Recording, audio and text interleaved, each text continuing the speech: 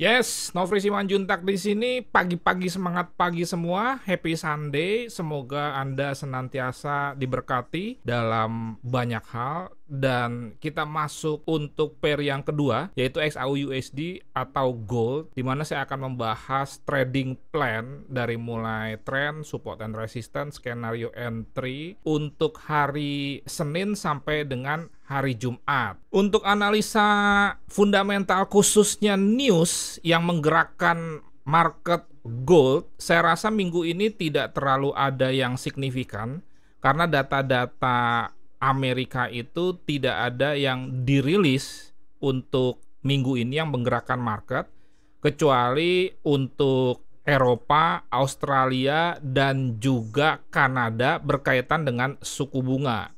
Bicara gold sebetulnya secara fundamental memang agak galau dalam tanda kutip. Kenapa? Karena biasanya kan pada saat perekonomian dunia tidak kondusif, maka gold menjadi safe haven sehingga banyak yang menyimpan gold dan akhirnya efeknya gold naik. Tetapi saat ini gold ternyata lebih ke arah melihat suku bunga Amerika. Dalam arti karena tingginya inflasi maka menyebabkan The Fed agresif menaikkan suku bunga, dan ternyata itu yang membuat banyak investor tertarik dengan dolar, tentunya dengan membelinya dan akhirnya membuang dalam tanda kutip gold. Tetapi saya yakin untuk long term gold tetap akan arahnya bullish. Kenapa? Karena kalau kita perhatikan kembali ke analisa sentimental, kepemilikan institusi besar terhadap posisi long itu masih dominan, 67% berbanding dengan 33%. Dan dalam kaitannya dengan biaya produksi juga saya mendapatkan informasi saat ini sekitar 1.400. Jadi rasanya tidak mungkin gold bergerak di bawah 1.400 mengingat biaya produksinya sudah di harga tersebut. Dan kalau sampai gold ke harga tersebut maka tentunya kurang menarik lagi pertambangan emas karena harga jual yang sedemikian rendahnya. Oke, sekarang kita langsung saja masuk ke analisa teknikal dengan melihat trading view. Singkat saja di weekly ini masih berlaku dalam hal Elliott Wave di sini 1, 2, 3, 4, 5. Dan di sini juga ada Anda perhatikan ada area support yang sangat kuat, di mana kalau kita lihat data sebelumnya di sini terjadi bounce sehingga seperti double bottom, dan di sini diulang lagi walaupun ini sudah tidak fresh karena sudah pernah bounce dan diuji di sini. Ternyata dia bounce bahkan sampai ke sini, dan di sini malah kita mendapatkan pola chart double top. Selanjutnya dia turun menguji area support yang tidak fresh ini dan kembali bounce lagi ke sini. Untuk minggu kemarin pun dicoba oleh seller untuk turun tetapi diangkat kembali di area support ini. Sehingga area ini merupakan sebuah area yang sangat penting psikologis untuk kita perhatikan. Dan kalau Anda lihat di sini sekitar 1660 ya atau 1680. Jika sampai ini di breakout ke bawah, maka kemungkinan besar gold akan melanjutkan penurunannya dengan target kira-kira ke sini. Karena di sini ada bullish engulfing, ini sekitar 1640, ini sekitar 1680. Itulah kira-kira untuk long term gold. Sama saja di D1 kalau Anda perhatikan juga bahwa area yang di weekly tadi berfungsi sebagai support juga berfungsi di D1.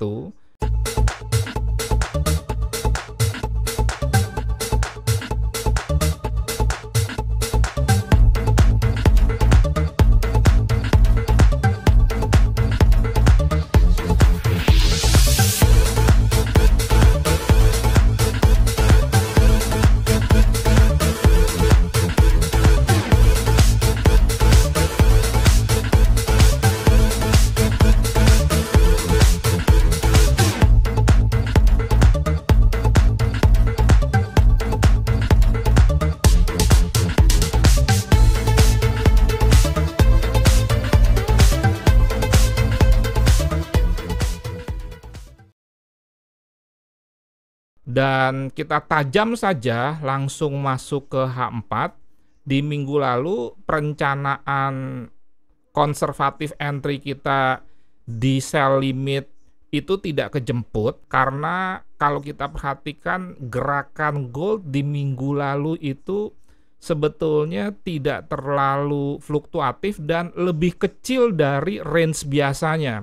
Range gold itu saat ini sekitar 600 pip per minggu, tetapi 2 minggu terakhir itu paling range-nya sekitar 550 atau 55 sampai dengan 50 poin. Dan kalau saya perhatikan juga rasanya di minggu ini seperti biasa, minggu-minggu setelah NFP biasanya yang berkaitan dengan gold atau mata uang USD tidak terlalu bergerak fluktuatif, kecuali tentunya euro, Australian dollar, dan Canadian dollar, mengingat memang ada pengumuman suku bunga di negara-negara tersebut.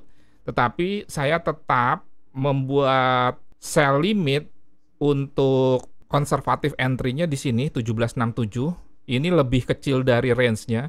Karena kalau Anda hitung 60 poin misalkan dari harga pembukaan hari Senin besok sampai ke sini 60 poinnya di harga ini, tetapi saya meletakkan sell limitnya di 1767, sehingga kalau Anda perhatikan lebih lengkapnya 1767, SL-nya 100 pip, TP-nya 500 pip kira-kira di sini. Sedangkan alasan saya menetapkan itu sebagai sell limit untuk konservatif entry-nya, pertama, karena memang ini kan ada potensi double top. Di samping juga range untuk mingguan kalau 60 poin sampai sini, kalau 50 poin atau 45 poin tuh kira-kira sampai sini. Kemudian juga ada alasan-alasan lain, mengingat di sini juga ada history low, sehingga ini layak untuk dipantau dan berpotensi juga untuk turun jika memang pergerakan harga gold cukup fluktuatif sampai ke sini. Lantas bagaimana untuk pending order atau market execution agresif? 1756, 1727 ini bisa Anda pantau. Alasannya pertama, 1756 itu karena ada bearish engulfing di sini tentunya. Kemudian juga kalau kita tarik Fibonacci dari puncak ini ke lembah ini merupakan satu wave, maka di sini ada 88,6%. Selanjutnya juga di sini ada history high, dan juga history high, sehingga ini layak dijadikan sebagai sebuah area resisten untuk kita entry sell. Nanti kalau misalkan pada saat market open Anda bisa turunkan menjadi H1 atau M30 di sini ya. Nanti bisa Anda pantau area ini nih, untuk Anda bisa entry lebih agresif jika misalkan naik sampai ke umpamanya area ini yang tadi di H4 ini, area ini ya, yang besar ini nih sekitar 1756. Nanti di H1-nya pada saat market open, misalkan di hari Selasa, Rabu, atau Kamis sampai ke sini, ya Anda pantau ini di H1-nya nanti misalkan terjadi bearish engulfing atau bearish pin bar, Anda bisa entry. Kemudian kenapa ini dijadikan sebuah area resisten dan ini cukup dekat, mengingat kalau misalkan pembukaannya di kira-kira di 17.11, kemudian kita incar 17.27, itu kan selisihnya sekitar 160 pip atau 16 poin, bisa saja mencapai ke sini di hari Senin langsung atau hari Selasa. Alasan pertama saya meletakkan di sini karena ini ada history low, kemudian juga ada history high, sehingga membentuk area flip yang tipis sebetulnya di sini. Kemudian di sini juga ada bullish engulfing, di sini di breakout, sehingga area base yang tadinya ini merupakan demand menjadi area base supply. Kemudian di sini juga breakout-nya terjadi bearish engulfing, sehingga area ini layak untuk dipantau. Di samping juga ini ternyata level ini merupakan 50% dari wave ini ke sini. Itu sekitar persisnya 17 26.7, makanya saya letakkan di sini 17.27. Kalau Anda memang ingin sell limit juga, sebetulnya tidak ada masalah dengan SL sekitar 5 sampai 7 poin, 50 sampai 70 pip.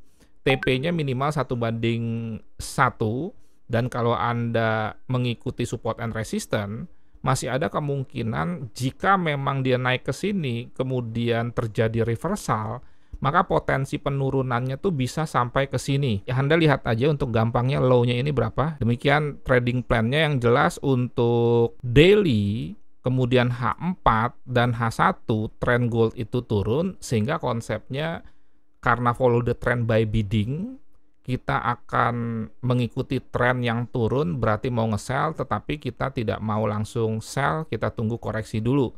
Nah, jika misalkan hari Senin tertahan di sini, ini kan ada potensi double top juga di H1, Anda juga bisa entry dengan lebih agresif. Oke, sekian, terima kasih. Semoga bermanfaat dan menjadi berkat. Jangan lupa terus belajar dan berlatih, karena tidak ada rahasia sukses untuk menjadi seorang trader profesional selain belajar dan berlatih. Karena dengan belajar dan berlatih, kita mendapatkan pengetahuan dan pengalaman, dan itu merupakan umpan untuk kita bisa menangkap ikan dalam tanda kutip, di mana ikan itu adalah uang. Dan kalau Anda bisa belajar secara mandiri, silahkan lakukan sendiri. Kalau Anda tidak bisa belajar mandiri, Anda harus jujur. Daripada nanti berdarah-darah, Anda bisa mencari mentor yang tentunya profesional. Terima kasih, Nofri Simanjuntak.